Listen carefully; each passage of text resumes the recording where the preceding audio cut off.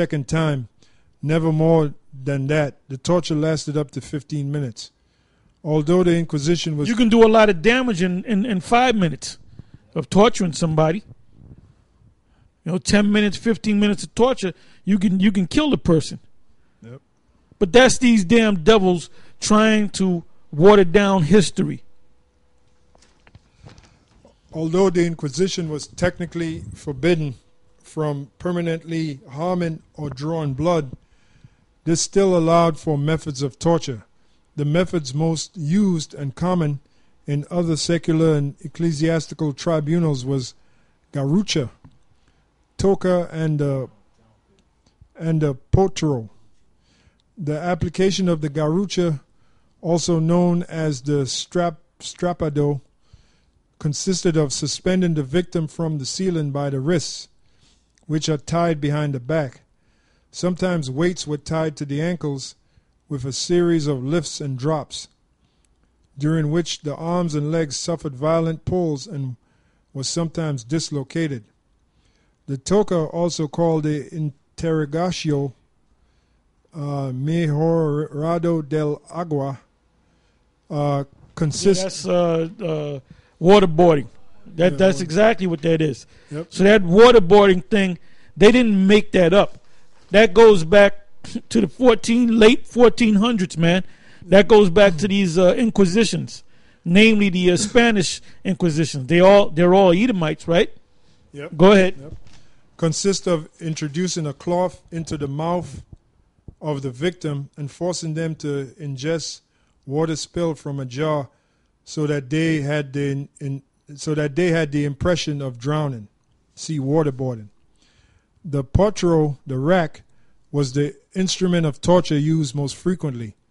The assertion that confessionium est verum non factum vi tormentorum, literally, a person's confession is truth, not made by way of torture. Yeah, so they torture you until we know that you did it. Say that you did it. You didn't do it, but we'll keep torturing you until you say that you did it. Yep. Until you admit it. Or we'll tell us this. Then you tell them that you don't know if it's true or not, or you know that you're telling a lie, but that's what they want out of you. So when they bring you before the tribunal, they'll say, well, he just confessed to doing it, or he confessed to this. The reason why he confessed, because you tortured his ass until he confessed to it. Yep. Going back to what I said, this man's a damn devil, man. And thank the Most High, Yahweh Ba'ashem Yahweh Shai, the Most High is getting ready to take this devil out very soon. Is there any more? Yeah. Sometimes follows a description of how, after torture had ended, the subject freely confessed to the offenses. Thus all... Of course, to get that to have him stop torturing his ass. He'll tell you that he killed Whistler's mother. He'll tell you that he shot Lincoln. He'll tell you any damn thing. He'll tell you that he went up Jack's beanstalk and met the giant. If you torture him enough. Yep. So I mean, it's a damn shame that you Israelites out there can't understand and accept the fact that this man's a damn devil. Go ahead. Thus, all confession acquired by means of torture was considered completely valid, as they were supposedly made of the confessor's own free will. He said his own free will. Even though I had a towel over his head and I was pouring water down his throat and his nose, had him on the rack. He said he's telling the truth. That's the truth. He just confessed to it. Yep. I mean, do you need us to do it again? He'll confess again. Go ahead, motherfucking devils. Once the process concluded, the inquistadores met with a representative of the bishop and with the consultores, experts in... This was done in the so-called church, the so-called Holy Catholic Church. And with the consultores, experts in theology or canon law, which was called a consulta de fe. The case was voted and sentence pronounced, which had to be unanimous. In case of the discrepancies, the Suprema had to be informed. According to authorities within the Eastern Orthodox Church, there was at least one casualty tortured by those Jesuits, though most likely... The Jesuits, they got off on torturing people. Yep. They got off on that. Go ahead. One casualty tortured by those Jesuits, though most likely Franciscans who administered the Spanish Inquisition in North America, St. Peter de Lute. That's it on that. Okay. So now go to the one on Christopher Columbus. I don't know if it's on. Yeah. Let's see what that says. It says Columbus Day, American Holocaust and Slave Trader by Roy Cook. In 1492, Columbus ships appeared off the coast of San Salvador. The Taino Indians greeted Columbus with an unimaginable hospitality. Columbus reported this to his queen. So tractable, so peaceful are these people that I swear to your majesties, there is not in the world a better nation. They love their neighbors as themselves, and their discourse is ever sweet and gentle, and accompanied with a smile.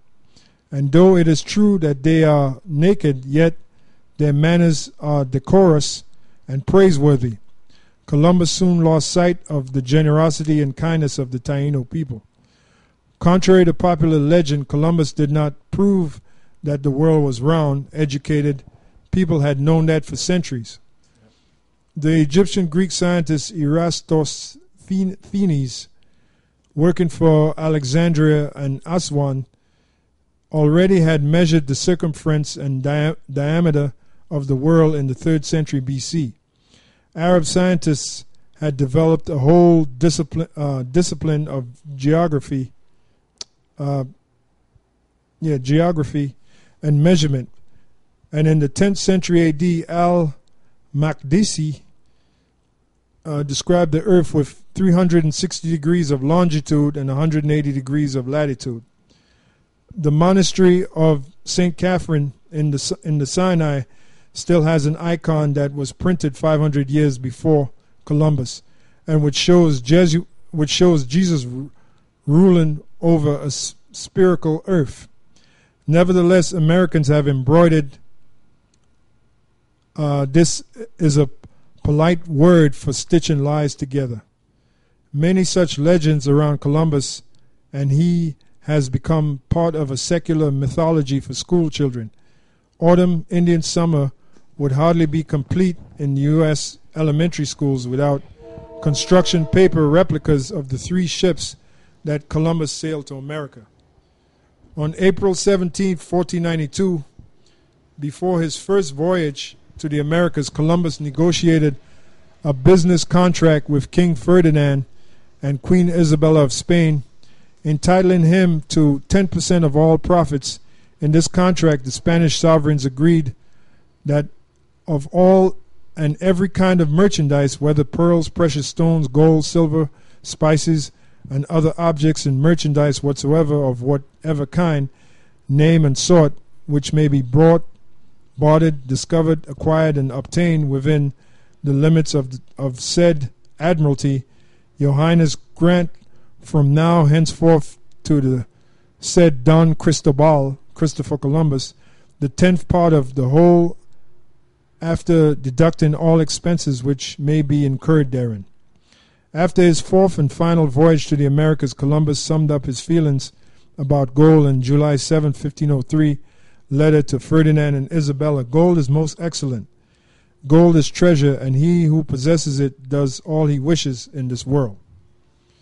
After turning out the Jews beyond prophets, Columbus sought to convert native people to Catholicism. In the prologue of his journal of the first voyage, Columbus wrote to Ferdinand and Isabella, Your Highness, as Catholic Christians and princes who love the holy Christian faith and the propagation of it, and who are enemies to the sect of Mahomet, Islam, and to all idolatries and heresies, resolved to send me, Cristobal Colon, to the said parts of India to see the said princes, with a view that they might be converted to our holy faith. Thus, after having turned out all the Jews from all your kingdoms and lordships, your Highness gave orders to me that with a sufficient fleet, I should go to the said parts of India. I shall forget sleep and shall work at the business of navigation so that the service is performed. The enslavement of native people. On October 12, 1492, the first